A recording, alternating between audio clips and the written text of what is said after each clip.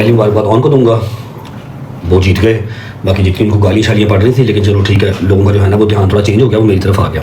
ठीक है, जो ऑन साहब ने इस सारे मामलात में किरदार अदा किया वो कामयाब हो गया।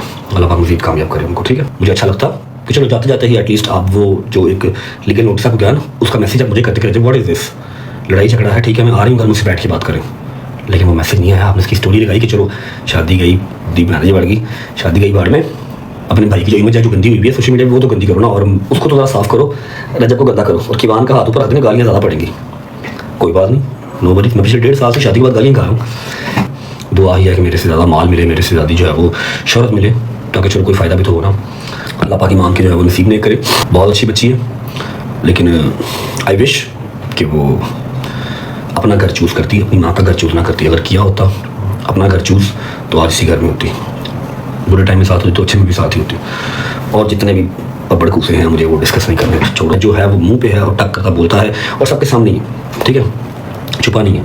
ये नहीं है कि मेरी परवरिश मेरी परवरिश मेरी परवरिश सोशल मीडिया पे करता रहूँ और ग्रुपों में जाके जो है वो लान तान करता रहूँ, अपने बड़ों की, उनको उनके नाम से बुलाता रहूँ। ये चीज़ें मेरे में नहीं है। एक चीज़ की रिक्वेस्ट करने सिर्फ आया हूँ, ये हाथ जुड़े हैं, ठीक है, ये मेरे हाथ जुड़े हैं। मेरा इस फैसले में किसी मेरे फैमिली का किरदार नहीं है, किसी मेरे दोस्त का किरदार नहीं है।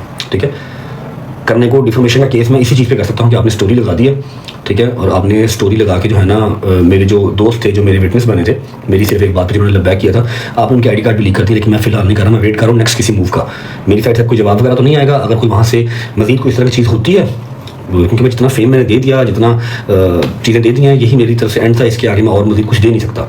जब मैं चुप करके बैठ रहा हूँ अब, तो अगर मजीद कुछ होगा तो फिर मैं डिफॉर्मेशन की तरफ जाऊँगा, फिर कोर्ट कचहरी में मुलाकात होगी।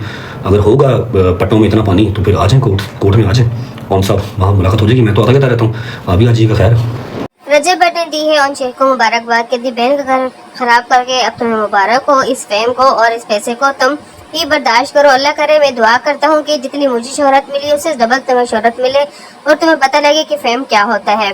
तो जी ये भी रजब भट्ट का ये भी कहना है साथ साथ कि ईमान को कम से कम एक दफ़ा तो मुझसे बात करनी चाहिए थी भाई, कि अगर झगड़े वगैरह जो भी है एक साइड पे करके आपने ये किस तरह का काम कर दिया, क्यों नोटिस भेज दिया है।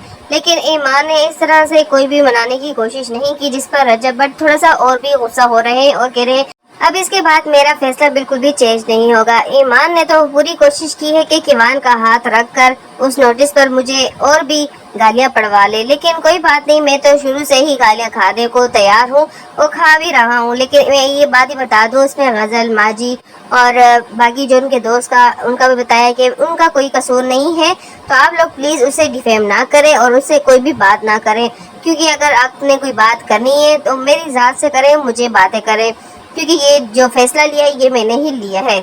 ये रिश्ता अब सिर्फ नाराजगी तक आ गया है। क्या पता अगर ईमान मना ले तो रजब भट्ट भी पीछे हट जाए। थोड़ी बहुत नाराजगी तो हस्बैंड वाइफ में होती ही रहती है, लेकिन किसी एक को लाजिम झुकना ही होता है। अगर दोनों अकड़ कर रहे तो वो रिश्ता बिल्कुल भी नहीं बचता। रजब भट्ट ने औशेख को बिल्कुल ही एक्सपोज कर दिया है और साफ यही बताया है कि अगर तुम्हें हिम्मत है तो आ जाओ भाई, मैं तो अदालत वगैरह चक्कर काटता ही रहता हूँ, आप भी आ जाओ। रजब भट्ट बनने का आपको बड़ा शौक है तो ये सब कुछ आप भी भुगत लो। रजब एक ही बात को बार बार दोहरा रहा है कि ईमान को चाहिए था कि वो मुझसे बात करे, एक बीवी के नाते वो उस पर हक जताए, लेकिन उसने ऐसा कुछ भी नहीं किया, क्योंकि वो खुद भी चाहती थी शायद कि ये रिश्ता खत्म हो जाए। बस आप लोग इस बारे में क्या